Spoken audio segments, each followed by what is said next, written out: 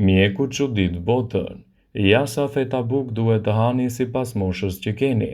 Një studim i ri ka zbuluar se konsumi një fete buk çdo mëngjes ju ndihmon të humbisni në peshë pa pasur nevojë për një dietë strikte. Sipas Eltlaj, në këtë video do ju sillim disa këshilla se si të konsumoni bukën që t'ju ndihmojnë në këto probleme. Nëse konsumoni vetëm një copë buke në mëngjes, ka më pak efekte dhe mos jini edhe gjithashtu të dobët gjatë ditës. Një fetë buke konsumuar në mëngjes sjell një përqindje më të ulët të glukozës dhe ka më pak efekte dhjamosëse se sa një fetë buke konsumuar gjatë mbrëmjes, citon studiuesja Daniel Jakubovski në Universitetin e Tel Aviv. Para se të fillojmë, bëni një like videos dhe ju lutem klikoni subscribe, do të na ndihmonit shumë. Ndërsa rekomandojnë që bukën ta konsumojmë çdo mëngjes në një sasi të limituar. Dr. Jakubovski bëri një studim me personat që kërkonin të humbisnin peshë për të parë se si ushqeheshin dhe si konsumonin vaktet ata. Vetë studiuesa rekomandoi që në mëngjes të konsumohet më shumë ushqim dhe bukë si pjesë e tryezës, të hahet një drekë mesatare dhe një darkë lehtë pa e rënduar stomakun. Por kur hani dhe si ta hani atë? Kjo është pyetja më e rëndësishme që bëhet atyre që kërkojnë me ngulm humbjen e kilogramëve të tepërt. Më e rëndësishmja është kur e hani dhe si e hani, dhe si ajo që hani dhe sa kalori mund të përmbajë, pasi nëse çdo ushqim konsumohet në kohën e duhur në mënyrën e duhur, atëherë mund të keni një shëndet të mirë, por jo probleme të tilla. Pjesë e studimit u bën edhe diabetikët dhe obezët dhe u vure për këto persona nëse ato konsumonin në mëngjes bukë pa sheqer. Për dietikët do të kishte një shëndet më të mirë se sa ata që nuk e konsumonin shumë bukën me frikën se do t'i shtonte në peshë. Dhe në fund studimi të kryer nga Dr. Daniela Jakubovski u konstatua se personat që hangren një mëngjes të madh, një drekë mesatare dhe një drakë të lehtë humbën më shumë peshë se sa njerëzit që hëngrën 6 vakte të vogla ose të lehta në ditë me bukë. Të dhënat e fundit e Eurostatit tregojnë se fenomeni shqetësues për shqiptarët, shpenzimet për bukën dhe drithërat përbëjnë një pjesë të konsiderueshme të ardhurave të tyre, duke vendosur ato në shpenzimet në nivelin më të lartë se shumë vende të tjera të Europës. Kjo situatë ka një ndikim të drejtë për drejtë edhe në cilësinë e jetesës dhe në shëndetin e popullatës. Buka ka një rëndësi të veçantë në kulturën shqiptare e cila shpesh konsiderohet si thelbësore për çdo vakt. Kjo ka ndikim që shqiptarët ta shohin bukën si të nevojshme në përditshmëri, duke bërë atë pjesë të pandashme të dietës së tyre. Megjithatë, siç thot populli, gjella me krip dhe kripa me karar. Prandaj, është e domosdoshme që konsumi i bukës të jetë i ekuilibruar dhe me kufi në dietën tuaj. Sipas ekspertëve të ushqimit, çdo fetë buke konsumuar duhet të merret parasysh edhe me kujdes. Racioni ditor i drithrave është i varur nga mosha, gjinia dhe aktiviteti fizik. Për gratë nga mosha 19 deri në 50 vjeç, rekomandohet që të konsumojnë 6 racione drithi në ditë. Për gratë mbi 50 vjeç duhet të konsumojnë 5 racione drithi në ditë, ndërsa burrat e rinj nga 19 deri në 30 vjeç kanë nevojë për 8 racione drithi në ditë. Burrat nga 31 në 50 vjeç kanë nevojë për 7 racione drithi në ditë, ndërsa ata mbi 50 vjeç kanë nevojë për 6 racione. Tregohuni të kujdesshëm me sasinë për të marrë vlerat e duhura për shëndetin dhe për të evituar kështu edhe komplikacionet për organizmin. Buka e thekur është pjesë e pandashme e një mëngjesi të shijshëm dhe të shëndetshëm. Ajo shumë shpesh mund të shijohet e lyer me gjalp të shkrirë ose edhe me vaj ulliri. Por vlerat e bukës së thekur shtrihen përtej shijes së mirë. Ato mund të shumëfishohen pikërisht edhe nga thekja e tyre. Buka e thekur është e mirë për diabetikët. Buka e thekur ka 2 vlera të mëdha për njerëzit që vuajnë nga diabeti.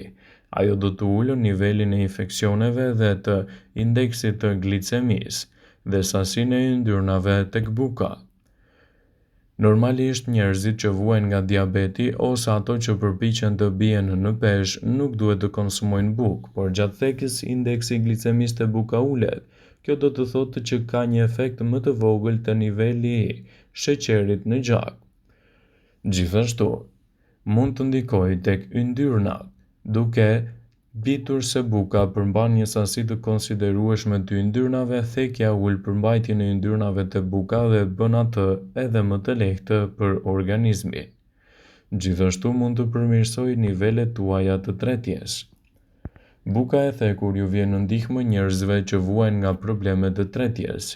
Buka e thekur, banani, orizi dhe salcat e mollës janë produktet më të rekomanduara kundër problemeve të diarres. Gjithashtu do t'i jap më shumë energji për trupin dhe shëndetin tuaj. Buka e thekur është e pasur me niseshte e cila ofron më shumë energji. Kjo e fundit është e domosdoshme për organizmin dhe kërkon gjithashtu edhe të përpunojë ushqimin. Buka e thekur është një produkt fantastik kundër të përzierave. Kombinimi i një gote me qumësht me një fet bukë të thekur dhe me pak gjalpë ose vaj ulliri mund të krijojë një trajtim efikas kundër problemit të përzierave. Megjithatë, një trajtim i tillë nuk rekomandohet nëse jeni të prekur nga virozat sepse produktet e bulmetit nuk ndërveprojnë mirë në organizëm gjatë këtij problemi. Buka më e shëndetshme që rekomandohet sipas të thënave të Healthline është ajo e përgatitur me dridhë të plotë, e cila mund të japë rezultate fantastike për mbrojtjen e organizmit. Një bukë e tillë është e pasur me ushqyes dhe vlerat e saj rriten edhe gjatë thekjes. Buka e thekur është një nga ushqimet të cilat mund të ndryshojnë edhe shijen e vakteve tuaja, ndaj përfitimet që do të merrni prej tyre do të jenë gjithashtu edhe më të larmishme. Ekzistojnë lloje dhe shije të ndryshme të bukës, por shpesh marrim mesazhin nga pikpamja ushqyese buka është e keqe. Mesazhi nga pikpamja ushqyese mund të jetë disi i gabuar në disa situata të caktuara sipas Healthline. Ka dieta të tëra që përqendrohen kryesisht te shmangja e saj dhe karbohidrateve të tjera, duke vënë në vështirësi personat që mbi të gjitha i preferojnë ato. Por a është e nevojshme buka dhe sa bukë duhet të konsumoni në ditë? Buka dhe karbohidratet e saj mund të jenë një ndikim pozitiv në mbrojtjen e shëndetit, citon Healthline. Disa besojnë se buka duhet të shmanget plotësisht, por duhet të dini se buka nuk është krejtësisht e pavlerë, ajo përmban vlera të shumta ushqyese në dobi të organizmit. Ajo përmban vlera të cilat do të luajnë një rol pozitiv edhe në mbrojtjen e shëndetit tuaj. Buka mund të jetë pjesë e një diete të regjimeve të kujdesshme ushqimore të ekuilibruara dhe karbohidratet janë vendimtare për shëndetin e mirë.